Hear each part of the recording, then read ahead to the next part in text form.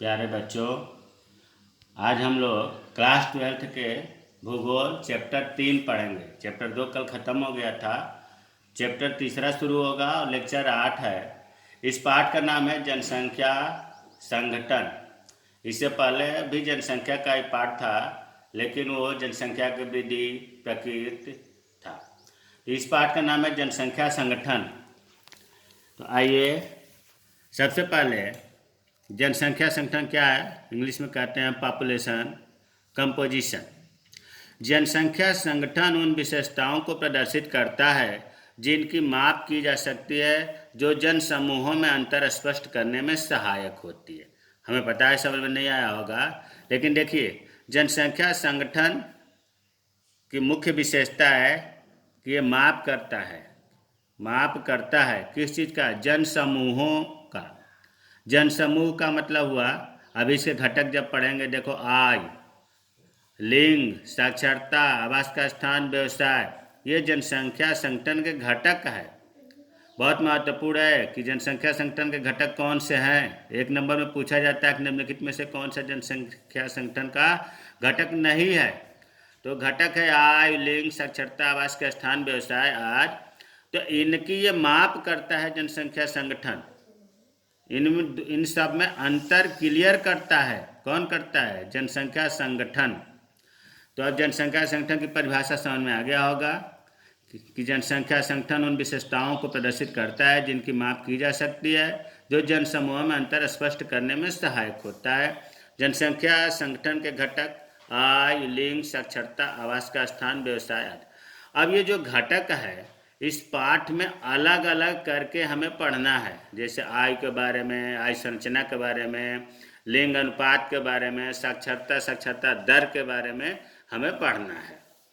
अब हम सबसे पहले आते हैं लिंग अनुपात। एक में मिलाकर बोलते हैं लिंगानुपात। इसकी परिभाषा, प्रति 1000 पुरुषों की तुलना में स्त्रियों की संख्या को लिंगानुपात कहते हैं। ये चीज़ क्लियर है। 1000 पुरुष, हमेशा 100 नहीं, कन्फ्यूजन नहीं होना। 1000 पुरुष की तुलना में स्त्रियों की संख्या कितनी है, उसको हम लिंगानुपात कहते हैं। इम्तिहान में और परिभाषा भी लिख सकते हैं, किताबों में दिया हुआ है कि किसी भी देश की जनसंख्या में स्त्रियों और पुरुषों की संख्या के बीच के अनुपात को लिंगानुपात कहते हैं।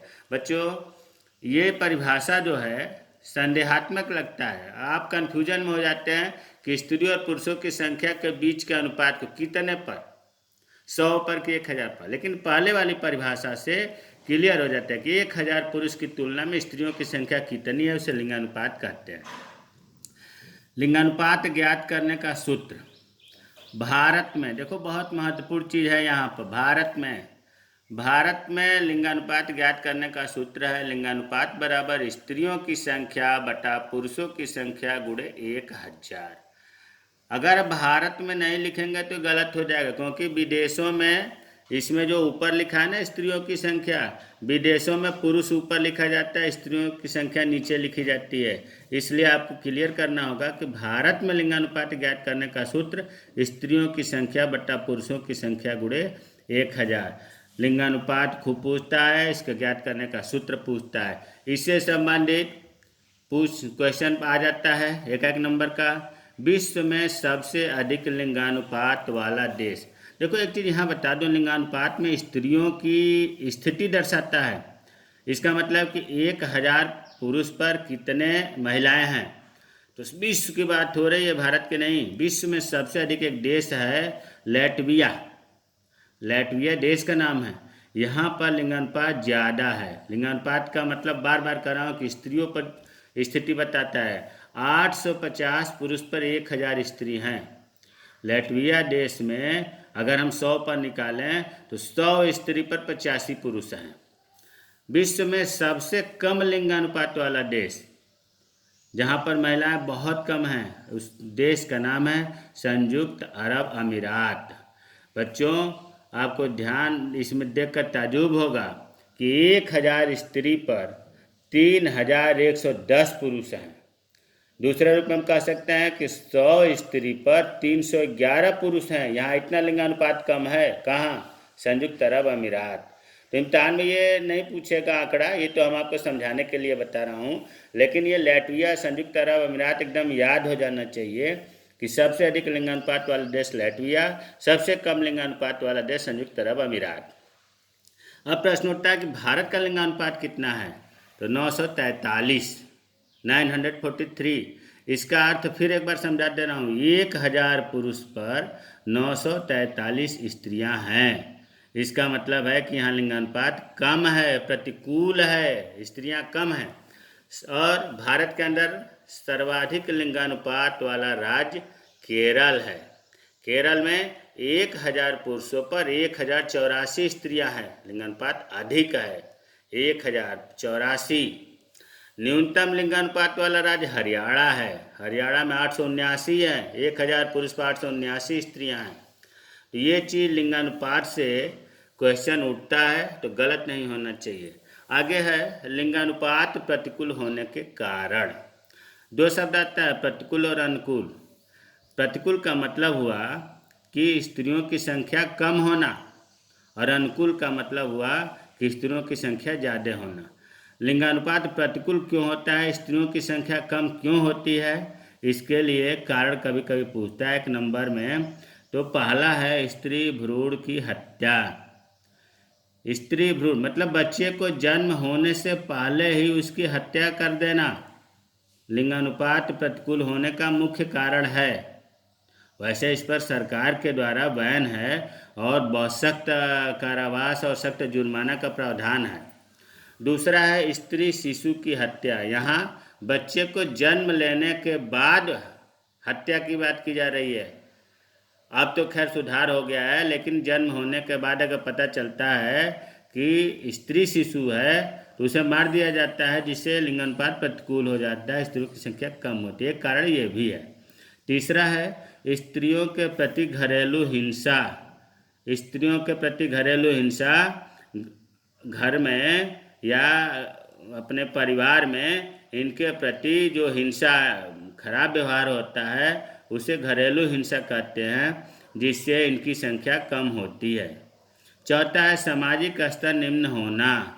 स्त्रियों की सामाजिक स्तर कम, जैसे मान लीजिए घर में 3-4 लड़के हैं और 1-2 लड़की है, तो लोग लड़कों को तो पढ़ाना अच्छा समझते हैं, लड़कियों को नहीं पढ़ाते हैं। ये सोचते हैं लड़कियां तो दूसरे घर चली जाएंगी, लड़कों को बाहर भेज देंगे, लड़कियों को नहीं भेजेंगे।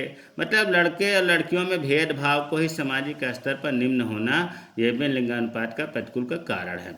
स्त्री शिक्षा को महत्व न देना, वो बात इसमें मैं बता दिया हूँ कि स्त्री शिक्षा को लोग महत्व नहीं देते हैं, इसलिए लिंगानुपात प्रतिकूल होता है।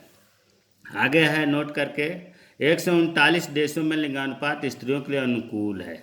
139 देश की बात हो रही है, यहाँ पर अनुकूल है, अच्छा है। लेकिन 72 देशों में, 72 देशों में लिंगानुपात स्त्रियों के लिए प्रतिकूल है।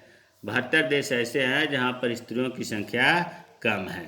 अब हमारा देश भारत हुआ, पड़ोसी देश चीन, सऊदी अरब, पाकिस्तान, अफगानिस्तान ऐसे देश हैं कि यहाँ लिंगानुपात बहुत कम है।